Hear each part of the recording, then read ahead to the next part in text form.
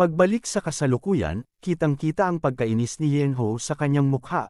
Sinabi niya na kaya pala umalis ang matanda nang hindi sinasabi sa kanya ng maaga. At mas lalo pa siyang nainis nang makakita siya ng damit na may kakaibang nakasulat. Sinabi niya sa matanda kung kailan pa kaya naipon ang lahat ng ito. Pagkatapos ay minura niya ang matanda at sinabi niya na dapat sana ay umalis na lang siya ng maayos. Maya-maya lang ay biglang sumigaw si Yenho, at sinabi niya, kung ano ba talaga ito. Pagkatapos bumalik tayo kung saan, bago mawala ang matanda, siya ay nagsulat ng isang mensahe sa damit ni Yenho. At sinasabi dito kung bakit hindi pa rin kumpleto ang martial arts ni Yenho kahit ginawa niya ang lahat para matutunan ito sa loob ng 5 taon. Dahil alam ni Baekmuhan na hindi na mag-eensayo si Yenho kapag nawala siya, nag-iwan siya ng isang uri ng pamamaraan sa katawan ni Yenho. Ang ibig sabihin, ang panloob na elixir ni Baekmuhan na nilunok ni Yenho ang magiging dahilan ng patuloy na pag-unlad ng kanyang martial arts. Maaring isipin na automatiko na lang siyang lalakas, pero hindi ganoon. Kung ang martial arts na natututunan at nararanasan ni Yenho ay mas mabagal kaysa sa bilis ng paggalaw ng elixir, sisipsipin ni Baekmuhan ang kanyang panloob na enerhiya at mamamatay si Yenho. Sa madaling sabi, mamamatay si Yenho kung magiging tamad siya sa pagsasanay. Dahil sa pagkainis, sinabi ni Yenho na wala talagang magandang balak ang matandang iyon. At ayon pa sa ibang nakasulat sa kanyang damit, kaya kailangan niyang maglakbay sa mundo at makakita ng iba't ibang bagay. At kapag nasilayan niya ang mundo, may mararamdaman siyang bagay, at kapag may naramdaman siyang bagay, may matututunan siya. At pahabol pa ng matanda huwag siyang makontento na maging maliit na tao na nananatili lamang sa maliit na lugar. Tumingin ka sa malalaking bagay at maging isang dakilang tao. At ang unang lugar na dapat niyang puntahan ay ang Rulan. Doon niya dapat hanapin ang pinakadakilang iskolar sa mundo at manatili sa kanya. Siguradong may mararamdaman ka, pagkatapos ng Rulan. Kaya biglang nagtaka si Yenho at natigilan. Sa gustong ipagawa sa kanya ng kanyang master. Pagkatapos ay sumigaw siya ng malakas at minura ang kanyang master at sinasabi niya sa kanyang master, kung ilang lugar pa ba ang gusto niyang papuntahan sa kanya. Kaya bago siya umalis upang maglakbay, siya ay nag-stretching muna, dahil sa layo ng kanyang lalakarin. At sinabi niya na dapat ay uuwi na siya sa ngayon. At sigurado siya na nasa maayos ang kanyang kapatid. At sinabi niya na babalik siya sa kanila, pagkatapos niyang maayos ang lahat. Kaya huwag kayong mag-alala aking ina at ama, dahil malapit na akong bumalik. Pagkatapos ay tumingin siya sa kuweba, kung saan siya namalagi, at tila malalim ang kanyang iniisip. At sinabi niya na kailangan niyang gawin ang nararapat. Pagkatapos ay lumuhad siya sa harap ng kuweba bilang tanda ng paggalang at pasasalamat sa kanyang master. At bago siya umalis, tumingin siya sa kuweba sa huling sandali, sinabi niya na hindi siya babalik, at maaalala niya ang kanyang mga pangungulit sa kanya, hanggang sa huli. Pagkatapos ay tuluyan ng umalis si Yenho, ngunit habang siya ay papalayo, tinatanong niya ang kanyang sarili, nasaan nga ba ang Rulan? Tila siya ay aalis nang hindi alam kung saan direksyon siya papunta. Di nagtagal ay napuno ng katahimikan ang paligid. Biglang may lumabas sa harap ng kuweba, at iyon ay ang kanyang master na malakas na tumatawa na parang demonyo. Sinasabi niya na kung hindi matututo si Yenho tungkol sa mundo, matutuyo siya na parang bangkay at mamamatay. Kaya anong klaseng martial arts ba ang umiiral sa mundo na ganoon? Sinabi niya na hindi niya kayang basta na lang hayaan mamuhay si Yenho na kung saang liblib na lugar lang. Sobrang lawak ng mundo para payagan niya iyon. At masasayang lang ang kanyang martial arts kung ganoon. Kaya napapangiti siya, habang tinitingnan ng kanyang disipolo na unti-unting lumalayo. At bago siya maglaho, sinabi niya na masaya siya at salamat kay Yenho. At sana maging masaya siya. Bigla niyang naramdaman na parang may dumaan sa kanyang kakaiba, at naamoy niya ang mga damo sa paligid. At lumipas ang ilang araw, sa probinsya ng Kaifeng. Makikita si Yenho na nakarating na sa Kaifeng, at bigla siyang huminto mula sa kanyang paglalakad. At makikita si Yenho na sa sobrang payat, at nanunuyo ang buong katawan, dahil sa layo ng kanyang nilakbay.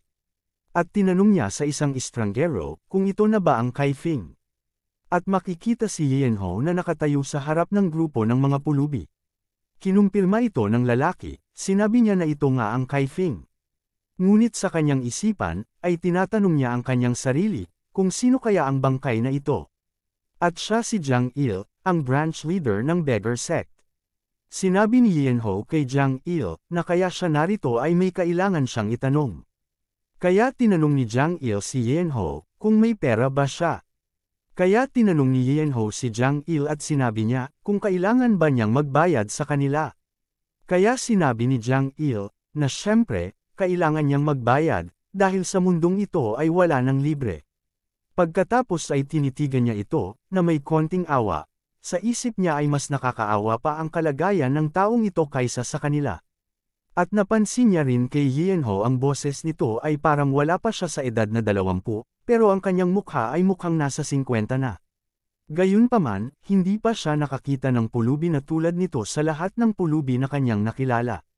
Kaya napagpasyahan ni Jiang Il, na hindi na siya pababayarin at gagawin niya ito ng libre para sa kanya, dahil nasa iisang larangan lang naman sila. At iyon ang patakaran sa kanila. Kaya puno ng pagtataka na tinanong ni Yen Ho si Jiang Il, kung anong larangan ang kanyang sinasabi sa kanya. Kaya ipinaliwanag ni Jiang Il sa kanya, na dahil pareho silang pulubi, kaya libre na lang para sa kanya. Nang marinig iyon ni Yen Ho, ay agad niyang tinanong si Jiang Il, kung paano siya naging pulubi. Kaya sinabi ni Jiang Il sa kanya na halata naman sa kanyang hitsura na isa siyang pulubi. Dahil sa itinatanggi ni Yen Ho na siya ay isang pulubi, si Jiang Il ay medyo nainas sa kanya. Kaya sinabi niya na kung wala siyang pera, ay hindi niya siya matutulungan, kaya pwede na siyang umalis, at bumalik na lang siya kapag meron na siyang pera pagkatapos niyang mamaalemos. Kaya tinanong ni Yen Ho si Jiang Il, kung bakit naman siya mamaalemos kung hindi naman siya pulubi. Biglang naging seryoso ang mukha ni Jiang Il, sinabi niya na, hindi dahil ang mga pulubi ay namamaalemos, kundi kapag nang limos ka, isa ka ng pulubi, kaya itinuro niya si Yen Ho at sinabi niya na mukhang magagawa mo namang kumita ng pera sa pamamagitan lamang ng paglalagay ng basket sa harap ng kanyang inuupuan. Kaya sinabi niya kay Yen Ho, kung bakit sinasayang mo lang ang iyong talento. Pagkatapos ay bigla siyang napatigil at nakaisip ng kakaibang ideya. Bigla niyang hinawakan ang kamay ni Yen Ho at tinatanong siya kung gusto niya bang magtrabaho kasama siya. Makalipas ang ilang sandali, kinagabihan, makikita ang napakaraming pera sa harap ni Yen Ho. Si Jiang Il ay hindi makapaniwala habang nakaharap sa napakaraming pera na kanilang kinita sa isang araw. Kaya napasigaw siya ng malakas, dahil sa sobrang saya na kanyang nadarama. Sinabi niya na ang kinita nila ngayong araw ay katumbas na ng kinita nila sa kalahating taon. At maririnig sa labas ang malakas na boses ni Jiang Il, isinisigaw niya sa lahat na ang Diyos ng kayamanan ay dumating na. Kaya biglang nagtaka ang ibang pulubi na nasa labas, kaya tinanong ng isang pulubi ang kanyang kasama, kung ano ang ginagawa nila. Sinabi ng isang pulubi na mukhang may dumating na isang nakakaawang pulubi. Pagkatapos ay tinanong ni Jiang Il si Yen Ho, kung ano ang gusto niyang malaman. Sinabi niya na gusto niyang malaman ang listahan ng mga lokasyon, hilig, at kasanayan ng mga tanyag na iskolar, at listahan din ng lokasyon, hilig, at kasanayan ng mga sikat na panday. At biglang nagulat si Jiang Il sa mga tanong ni Yen Ho sa kanya. Sinabi niya kay Yen Ho dahil nangako siya sa kanya, kaya sasabihin niya ito, ngunit pinapabalik siya makalipas ang 7 araw. Pagkatapos ay humiga si Yen Ho at sinabing wala siyang mapupuntahan at wala rin siyang gagawin, kaya dito na lang siya mananatili. Nang makita niya ang kalagayan ni Yen Ho, walang pagdadalawang isip na pumayag si Jiang Il na manatili sa kanila si Yen Ho. Makalipas ang ilang araw, nagsimulang pagsisihan ni Jiang Il ang kanyang mga sinabi. At may isang pulubi ang mabilis na tumatakbo at tinatawag ang kanilang pinuno, at sinasabi niya na mayroong gulo na nangyari, kaya sinabi ni Jiang Il sa kanyang tauhan, kung anong gulo ang kanyang pinagsasabi, anong klaseng problema ang pwedeng mangyari para sa ilang pulubi. Nauutol na sinabi ng kanyang tauhan na, ang kanilang Beggar Sect, ay sa tingin niya ay mamamatay sila sa gutom. Biglang nagulat si Jiang Il sa sinabi ng kanyang tauhan. Pagkatapos ay, makikita ang 2 pulubi na pinagmumura ng mga tao, at sinasabi nila na paanong ang mga peking pulubi na katulad nila ay pumunta dito at sinusubukang mamaalemos. At makikita na mabilis na tumatakbo si Jiang Il, kasama ang kanyang tauhan, at sinasabi ng kanyang tauhan na magmadali at malapit na sila. Kaya tinanong ni Jiang Il ang kanyang tauhan kung ano ba ang nangyayari. Pagkatapos ay biglang nagulat si Jiang Il sa kanyang nakita. Sinabi ng isang lalaki na kung sila ay mga pulubi ay dapat man lang kasing level nila ang lalaking ito. At makikita si Yenho na hinahagisan ng mga tao ng napakaraming pera. At ang iba ay sinasabi na ngayon lang sila nakakita ng ganoong kahirap na tao at ang iba naman ay naaawa. At ang iba naman ay minumura si Yenho at sinasabi sa kanya na kumain. Nang makita ni Jiang Il ang nangyayari, siya ay biglang napamura, dahil hindi siya makapaniwala sa kanyang nakikita. At makikita si Yenho na napapangiti na lang dahil sa mga nangyayari. Sinasabi niya na napakadali lang kumita ng pera. Dahil sa nangyaring iyon ay nagawang sakupin ni Yenho ang mundo ng mga pulubi. Kinabukasan, makikita si Yenho na biglang humikab at sinasabi niya na siya ay nauuhaw. Nang marinig ni Jiang Il na nauuhaw si Yenho, ay kaagad niyang tinawag ang kanyang mga tauhan at inutusan sila na magdala ng tubig. At makikita si Yenho na relax sa likod habang itinataas niya ang kanyang mga paa.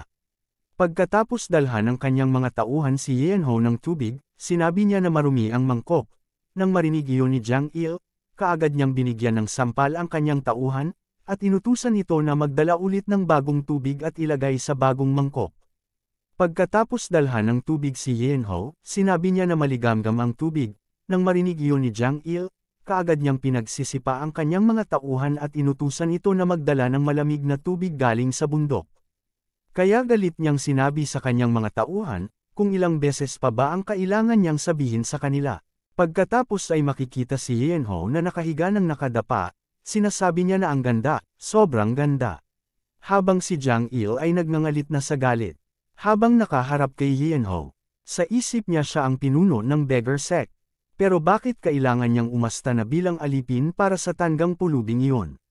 Ngunit sa isip niya kung papaalisin niya si Yenho ay magugutom ang kanyang mga tauhan. Kaya iniisip niya kung kailan kaya darating ang impormasyon na hinihiling ni Yenho. Kung magpapatuloy ng ganito, mamamatay tayong lahat. Pagkatapos ay may isang pulubi ang masayang tumatakbo, habang may hawak na isang papel at masayang tinatawag ang kanilang pinuno at sinasabi niya na dumating na ang kanilang hinihintay na impormasyon. Kaya biglang nagsigawan ang lahat ng pulubi nang marinig ang magandang balita mula sa kanilang kasama. Nang marinig iyon ay biglang natuwa si Jiang Il, dahil sa wakas dumating na ang kanyang hinihintay. Kaagad na tiningnan ni Yenho ang nakasulat na impormasyon. Pagkatapos ay tinanong niya si Jiang Il, kung ito lang ba, talaga bang gusto mong ibenta ito para lang sa pera? Kaya biglang nagtaka si Jiang Il. Kaya tinanong niya si Yenho, kung ano ang ibig niyang sabihin. Pagkatapos ay kinuha ni Jiang Il ang papel mula sa kamay ni Yenho. Nang makita niya ang nakasulat, sa isip niya plano ba talaga silang patayin ng mga walang hiyang ito? Kalahati lang ng hinihingi ni Yenho ang nakasaad sa papel. Naisip niya na mukhang masama ito. Kaya kailangan niyang gumawa ng paraan. Biglang napakamot sa ulo si Yenho, kaya tinanong niya si Jiang Il. Kaya ba hindi kumpleto ang nakasaad sa sulat, dahil ba kulang ang bayad? Ngunit sinabi ni Jiang Il sa kanya na maghintay muna. Maya-maya lang ay dinala ni Jiang Il si Yenho sa isang lugar. Sinabi niya na hindi niya siya hahayaan na mamalimos sa kalsada, kaya kailangan nilang puntahan ang lugar na iyon. Pagkatapos ay nakarating sila sa isang silid at sa harap nila ay may isang figure ng babae ang nakatayo. Sinabi niya na bihira lang niya makita si Jiang Il na tinawag niyang fox dog. At siya si Gui nang ang pinuno ng sangay ng Hao sect. Magalang na binati ni Jiang Il ang pinuno, habang si Yenho ay patuloy na iniini si Jiang Il nang tawagin siyang foxdog ni Gui ang babaeng pinuno. Mas lalo pa niyang inini si Jiang Il nang tanungin niya ito ng pasimple sa kanyang likuran. Sinabi niya na kung iyon ba ang kanyang titulo isang aso, ibig sabihin isa kang maliit na aso na sunod sa Yuren.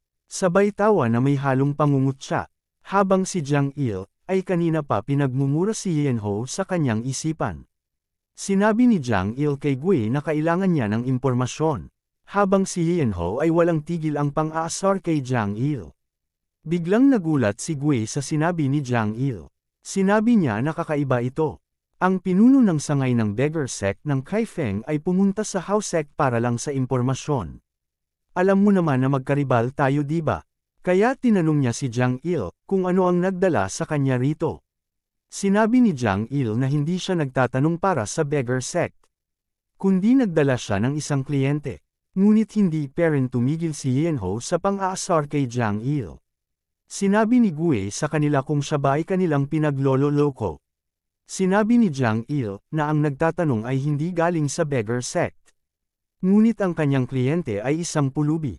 Kung nagustuhan mo ang video nato, huwag kalimutan mag-like at subscribe para updated ka lagi sa mga bago nating video.